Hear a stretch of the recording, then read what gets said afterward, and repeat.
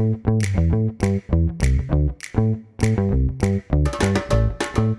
guys, and welcome back to another exciting episode of Catch Ups in My Kitchen with me, Georgia Simmons, host of the podcast. This week we are joined by Natalia, the co-founder of Form Nutrition, which is the company that produces the best vegan protein on the market. Yes, I am biased. I have been using Form for at least 5 years now. I came across the product in Planet Organic and I was completely sold by their amazing ingredients. And then as soon as I tasted it, honestly, I haven't turned back since. Form are such an amazing company. Not only do they produce delicious products, but they believe that their business should also have a positive impact on the planet. And so not only are they B Corp, but they do some pretty amazing charity work too, which Natalia and I discuss in more detail. So after being a consumer for so long, it's honestly so great to get Natalia in the kitchen to talk about Form and the power of protein and why we all need it in our diet no matter what we do. Whether we are an athlete, a teacher, we stay at home, protein is important for everyone, and we discuss this in more detail. So I hope you enjoyed the episode, and as always, have a lovely, lovely rest of your day. Natalia, so great to have you in my kitchen. How are you? I'm really well. Thank you. Thank you for having me. You're welcome. So to start things off, do you mind giving us a quick elevator pitch? Who you are, what you do? Cool. So I'm Natalia. I'm the co-founder of Form Nutrition, and Form is plant-based with purpose. We were the first protein brand to be certified as a B Corporation, meaning that we meet the highest standards in environmental and also social impact. We make delicious vegan protein and also nootropics to help with everything from sleep to preventing cognitive decline. Amazing. And it really is delicious. I've been using Form now for, oh my God, years, 5 years. I don't even, maybe longer. And I love it. I mean, for me, it just tastes incredible. And I will always highly, highly recommend Form. But before we get into more about Form, we have a quick fire round about all things food. So, sweet or savory? Used to be sweet, but now it's savory, actually. Pizza or pasta? Pasta. What is your go-to cuisine? That's hard. Maybe Asian, Thai food. Yeah. Good for vegan. Yeah, good one. Cook in or eat out? Eat out. And what is your go-to Deliveroo? I hope that doesn't sound very boring, but I love Atis. They make like lovely salads and they have an incredible lemon tempeh. Yes. Which I love it. It is a great one. That is not boring. That is heaven. I would be with you on that one. I love Atis. It's so good. Okay, so I want to start with life before Form Nutrition. What were you doing before you started or got involved with Form? So I used to be a PR director, working in luxury brands ranging from Hublot, Zenith, Tag Heuer to Land Rover and Dior. And then as a communicator, I realized that I was not really sharing a message that resonated with me. I was working for like car brands and I don't have a driving license. So I went in a search trying to find out what it is that I could do that would make me happy, make me helpful, and of course pay for my bills. There is nowhere else to do that. So I end up studying the US, I did a health holistic course, I studied naturopathic biomedicine, and I also changed very much my lifestyle. And just to shorten the story, but the tools that have really helped transform me, such as becoming vegan and looking after my mind through meditation, now are the tools that one way or another I'm involved and I'm helping sharing, right? So facilitating the transition of whey protein to a plant-based supplement and also teaching meditation. But in the process of like making that transition, it's important to notice that there was a lot of trial and error. So I we started like importing activewear from Brazil. I'm Brazilian, and that was about 9 years ago, when there was no Lululemon in this town. Sweaty Betty was still like making black leggings and white tops. And then from that, I also was doing a bit of consulting, and that's how I met Damien, who is our CEO and our co-founder. I was also involved in setting up a wellness studio in Chelsea. It was like the first place that offered mind training together with strength training. So I did quite a lot of studying, trying, failing before being where I am right now. Amazing. I think that's so important though. I've gone through so many chapters already. I'm only 25 and I've done so many different businesses which have failed. And I think it's important to say they failed, but it's not a bad thing. It's such a good thing, because then you go to the next, and it's good to kind of learn fast, fail quick, and move on to the next thing. And you take so many things with you on your way to the next thing. And now you've ended up with Form, which is a fantastic product and like so mission driven and mission led. So you met Damien through your workshops and your consulting. How did you guys come up with the idea of Form Nutrition? What happened? So Damien is actually is the person who came up with the idea, because he was really frustrated with the taste of vegan protein powders and also the brands being quite boring. So his challenge was making a vegan protein shake that tastes good just with water, and also creating a brand that it was elevating nutrition by being like more sophisticated. And when he was at the early stages of putting the business plans together, he went to like one of like the top PR agencies in London to get quotes and understanding how much it's going to cost to launch this brand. And one of the people who were in this meeting and putting the pitch together told him, you know, you should connect with Natalia. She recently quit her job. She's no longer working luxury anymore. She's consulting. She's very passionate about plant-based. So go and have a chat with her. And she made the introduction. And it was like really interesting, because like from the moment that we met, I thought like this is such an interesting project, especially because at that stage Form did not exist. There was no blends, there was no branding, there was nothing. It was about like an 18-month process where the blends were being developed and the brand, the vision and the communication was being created. And being part of the creation of something, it's way more exciting than just, you know, communicating it, because then you can really be part of something that people will be interested about and you do not need to push the message.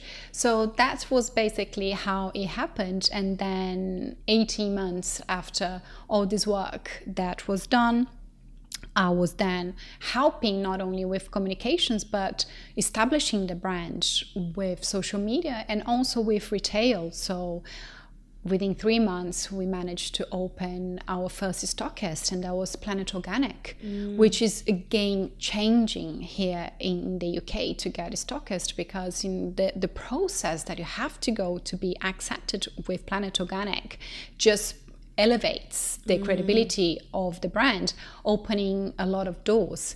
So that's when he made me a co-founder. I got share of the business, and that's how this story is. Amazing. I love it. So I want to touch on protein powder as a product, because I think a lot of people maybe listening might be scared of protein powder, and I think it's often associated that protein powder means you're going to bulk, or protein powder means you're going to gain weight. Do you mind touching on what protein powder actually does and how that isn't really the case? Yeah, well, protein powder does what you do with it. Right, okay. Basically. And the misconception comes from like the 50s. The 50s, when protein powder was actually first created, it was like by strength coaches. And then, of course, with the bodybuilding culture, and all that you see is like this massive man like drinking their protein powders, like full of nasties and everything.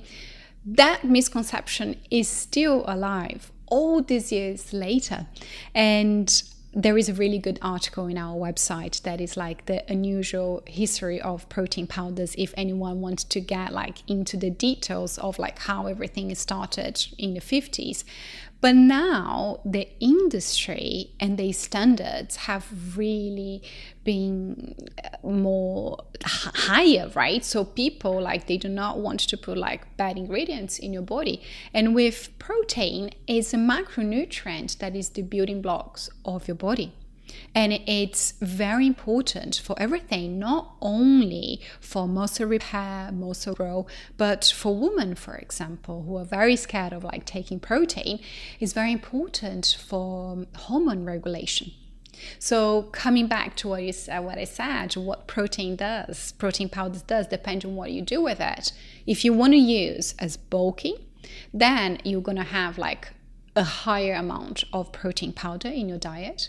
Not only that, but you're going to be mixing with carbs, you're going to be mixing with fat, and also you will be spending a lot of time in the gym to bulk up. Like the powder itself doesn't have any magical powers to make you instantly bulk. And it's very important, like for women, to realize that protein deficiency has a knocked-on effect that superficially affects the quality of your hair, your skin, and nails. But if you think like more deeply, protein deficiency has been linked to mood swings and even mental health issues. So we don't need to be scared of protein powders. Also, if you can get your protein from nature, if you have time to cook things from scratch, then great. You do not need a supplement. But if you are time pressured and if you need a convenient alternative to make sure you're getting your protein, that's what we're here for. Completely. I completely agree. And you have different blends, don't you, depending on different needs, which is also what I quite like. You have like your performance blend, then you have, I think, a super blend. Can you describe a bit more about these blends and why you have different types for different needs? Because I think also people might think, I'm not an athlete, I don't need protein, but actually you could be a school teacher and still need protein powder. So do you mind sharing a bit about that? Sure. And precisely, you can be a school teacher who are very time pressured and not always have like the luxury of time to be eating healthy snacks, and having one of our travel sachets and our blender bottle, it makes sure that when you have time you can just mix with water and make sure you have that protein there. But coming back to the different blends, you're totally right. We have a blend that is called Performance Protein, and Performance has 30 grams of protein per serving. In addition, it has curcumin, that it is one of like the most well-studied ingredients from turmeric that fights inflammation. So if you have an active lifestyle, don't need to be an athlete, but if you do your yoga, your Ashtanga classes, or if you're a runner, or if you like to lift weight, that protein powder will be like really helpful to get you prepared for your next exercise quicker. It will be helping repairing muscles and also fighting inflammation. And then we have Super Blend, that is another blend that, in addition to protein, and it's a slightly low amount of protein, is like 20 grams per serving. It also has vitamins, it has minerals, it has super grains, it has superfoods, it has maca, it has 7 grams of fiber. So Super Blend is very suited for people who are worried and want to get their nutrition needs, and instead of having like several powders putting into that shaker or into the blenders, they have like one blend that gives you a lot. So these are like the main difference between both. I use both blenders. So if it's a day where I'm doing my strength training, I make sure I get performance. And sometimes even like depending on the time of the day, I might have my performance in the morning just with water, and then for afternoon snack, I might even add a super blend into a little smoothie, or even like making recipes using the blends is another good use of the product, because when you're using our products, you are going to end up with a recipe like a snack, such a protein bowl, or even a pancake, or even like adding into your porridge in the morning, that is a meal that is more balanced from macronutrient profile. Instead of having like just carbs from the oats, you get like protein that is going to make you feel fuller for longer. And if you like making a dessert or like a treat, instead of like using quite a lot of dates or maple syrup, by using our protein that is naturally sweetened with stevia, it means that you're going to be consuming less sugar, even like natural sugars. Amazing. You touched on the ingredients there, and I wanted to talk about that more because not all protein powders are good for you. I think that's quite a good thing to kind of highlight. Like when I was that girl who was scared of protein for a long time, and I then turned vegan about 3 years ago now. And I actually think I was taking protein before that, but I really looked into my protein in more detail because obviously being plant-based, you need to be aware of where you're getting your protein from. And I was really analysing all the ingredients, and I'm a bit of a fanatic when it comes to ingredients on things. And I just saw that you have the cleanest deck compared to a lot of other protein powders.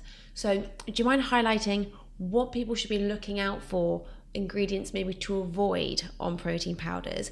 And then also you have touched on some of the anti-inflammatories that you add, but also you add black pepper as well into some of them. Can you speak about, some of the ingredients to avoid, and then some of the ingredients that you guys add, which makes it even better?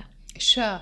So when we were formulating Form, and the head of nutrition is Dr. Adam Collins, who is the head of research at Surrey University. He's a PhD. In the brief, we want to make sure, as you touch, is a clean protein. So we didn't want to have any emulsifiers. We didn't want to have any cracking agents. We didn't want to have any fillers, and also not using any artificial sweeteners such as sucralose. And all of these ingredients, they are there to make a product a little bit cheaper and more accessible. So for us, it had to be as pure as it can be with like the natural sources. So that was the thing. And it's so important to do what you did by like researching and checking, because recently, not long ago, in July, there was this brand in the news, which I'm not going to name it and shame it, but that they had 5 grams of caffeine per serving in their protein. And just to put it into context, it's like the equivalent of having 100 espressos.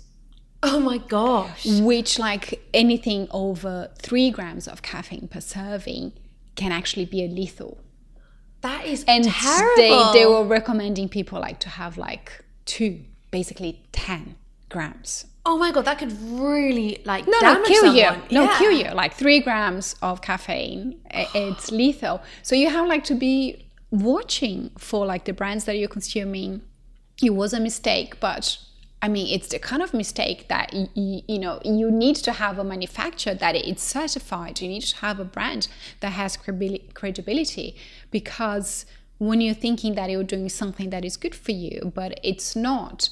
And I do understand that sometimes some brands, they are a little bit more accessible by using like cheaper ingredients. And we are a direct-to-consumer brand mainly to really try to have healthy margins in a way that we can deliver a high-quality product without having to charge a lot. But we are also a premium brand, and we acknowledge it. There are cheaper options in the market, but trying to investigate like the true cost, and especially if it's a product that you're having on an everyday basis, you might as well spending a couple of more, like sometimes depending if you're buying our products from sale, it might be like 3, 4, 5 more pounds from product that you might have like for a full month. And you're not getting anything that is bad for you. It is so It's true. an investment on your health, right? It is, but I always think maybe you won't think twice about buying a blazer from Zara, let's say, which realistically you're going to probably wear maybe once or twice a month, maybe, compared to a protein powder, which you'll probably use every day, if not every day, 3 or 4 times a week. And like, if you think about it, you're like, why would I even second guess spending 4, 5, 6, 7, or even 8 more pounds on a better protein powder rather than £8 on something else. Like it is actually quite crazy when you think about it. But I do want to touch on plant-based because I believe you're plant-based yourself.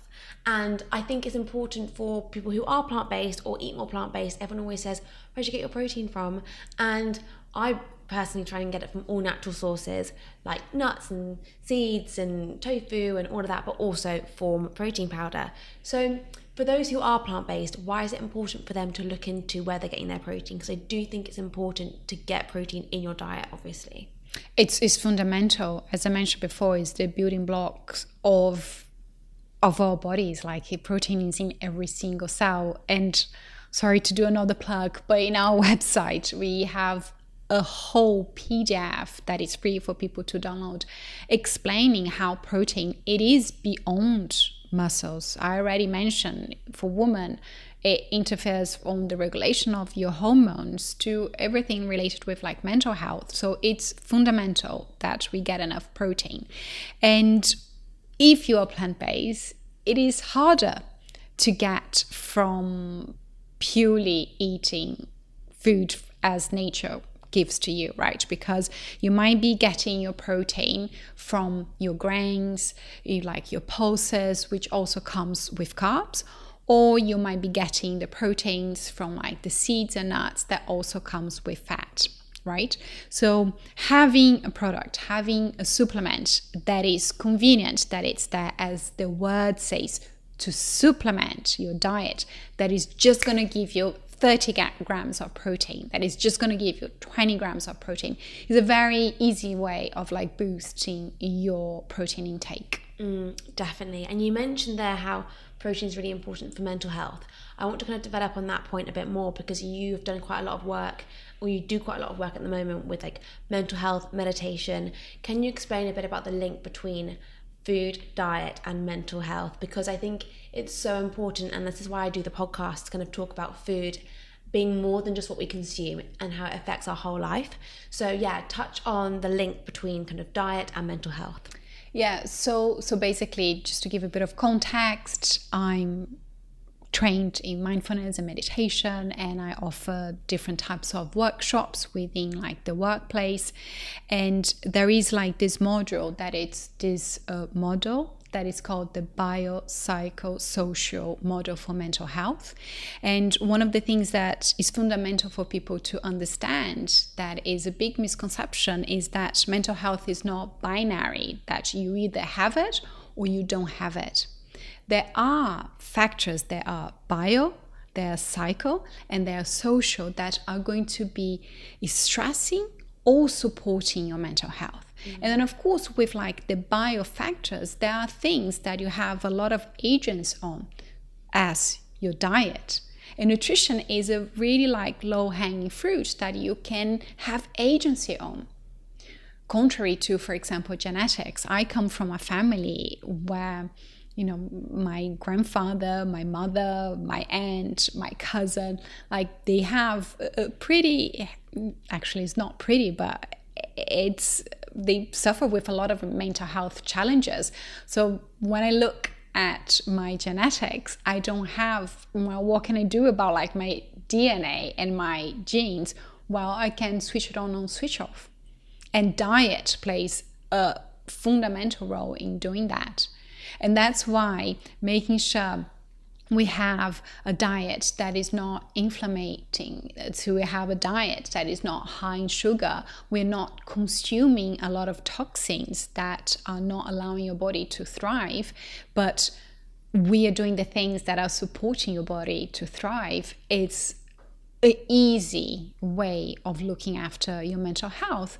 Not only that, but even like preventing cognitive decline as well, right? Making sure, you know, you have access to like the different areas of your brain, you are able to retain information, you are able to express yourself in an eloquent way, which I hope I'm doing Yeah, absolutely. as we speak.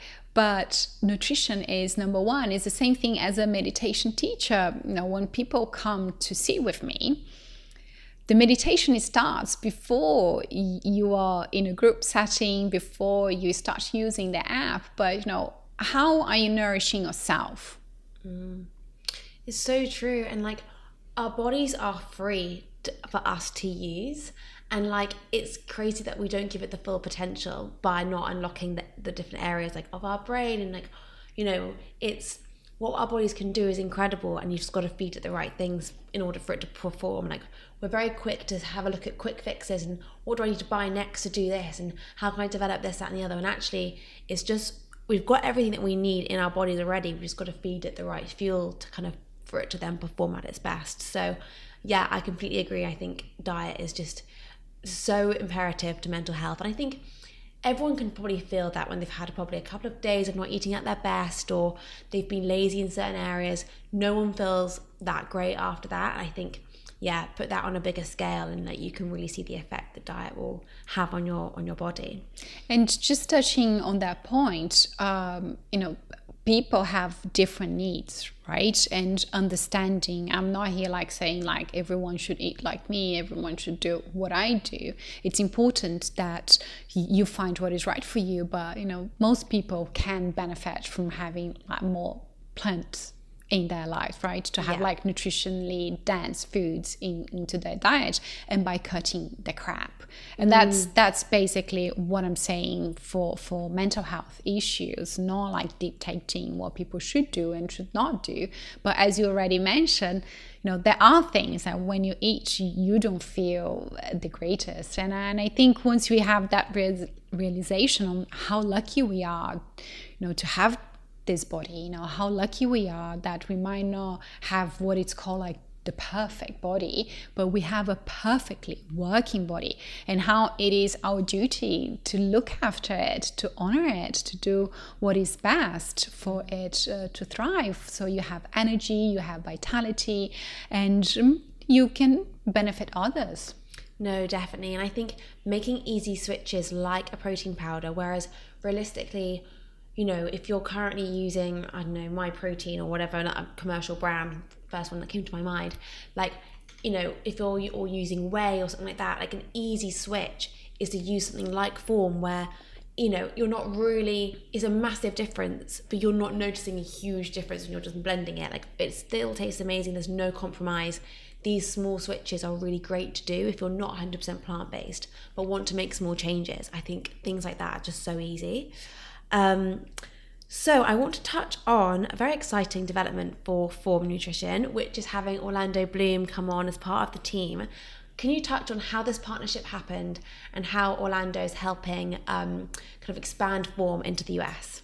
So Orlando, it's an interesting story. I was teaching actually a retreat in Greece, and Damien was in the UK working out, and then he calls me. He goes, "Natalia, Orlando Bloom is in the gym. What do I do?" Say, "Drop your dumbbell, go and talk to him." Yeah. And at the time, I think it was the year that we launched, was back in 2017, 2018, early 2018. And he was in London in a play. And at the time, he was also experimenting with like being 100% plant-based. So he needed like a good protein powder. And the whole research and development that we spent like over 18 months, it was making sure that the switch between weight to plant-based came with no compromise to taste, no compromise to texture, and also no compromise in science, making sure that you're getting like good nutrition. And Damien sent some products to him. He loved it. He was having, and he has been having ever since. So we have been shipping Form protein to like movie sets, depending where he's filming. And he mentioned, when you guys are ready to be serious about the US, I would love to be involved as an investor, as someone else, like to help with ideas, help with brand awareness and connection. And then we were raising last year, and he came on board as an investor. Amazing. Which is amazing, because of course we would never be able to afford Orlando Bloom as a brand ambassador. And it's much better to have him as an investor, because he's part. So when we were shooting in Malibu back in March, he was involved. He was not just there, okay, Orlando do this, Orlando do that. It's more like, Orlando, how do you think that would be better? And he would come up with his ideas, and it's wonderful to have that relationship where he wants us to succeed. He wants the business to do right, and he loves foam. As I said, he has been having since 2018. And it's great because, being a UK brand and entering like the US market, we already have tracking proof. We have been growing via Amazon, via like some retail, and also via our one website. America is a different monster. It is. I was about to ask that because it is a whole different challenge. It's always a bigger challenge than I have to say, like we probably we underestimated, because we get a lot of like social support, not only social support, but by pretty like big people, like I'm not going to be name dropping here, but quite substantial people within the industry. They love our products. Like we have a database and a demographic that ranges from like bodybuilders to ballerinas, from football players to like even like my monastic teachers. And so that gives us confidence. But America is very competitive. It's huge. It's huge. Like I've been traveling, like doing like store visits and checking, and depending where you go, it's different culture, it's a different way of approaching. And we are playing against brands that have been in the market like for 20 years. Brands that have budget backed up by multinationals such as Danone, Unilever, and all of that. But we still are doing what we can. And within the US, we are the only protein brand that comes in compostable pouches. Amazing. Everything that is terrifying, it still comes in plastic tubs or even like plastic pouches. And it is very sad because, they like to say, oh, it's recyclable and it's recycled, but only 12% of things end up being recycled, 8 end up being burned, and the rest end up in the ocean. And by end up in the ocean, actually end up in our bodies in form of microplastic. So for me, I find like it's unacceptable for you to be in wellness and have a protein powder where people will be scooping out of a plastic scoop from a plastic pouch or plastic tub and then mixing, and that is going to be end up in the ocean and in microplastic. So for me, like that makes no sense. That's why we are compostable. That's why we don't have plastic scoops, and people can just use like tablespoons or even like scales.